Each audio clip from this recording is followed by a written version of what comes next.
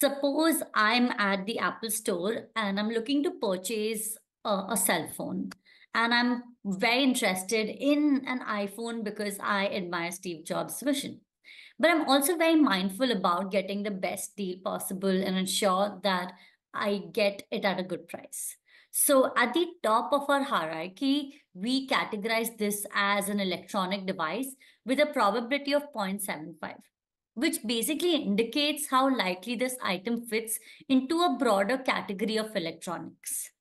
Next, within the electronic device category, we narrow it down to cell phones, which holds a probability of zero point 0.8 within the 0.75 electronic device category.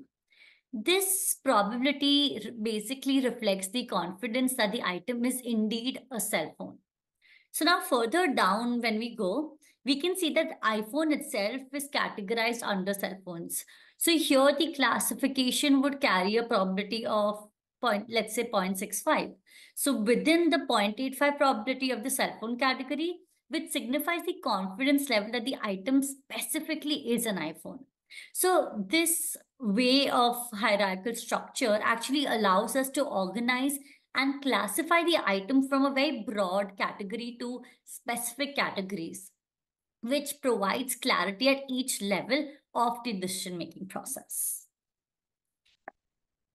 So, how does Anode do it? Anode basically offers a solution that uses few shot learning to make accurate predictions within very less or minimal label data.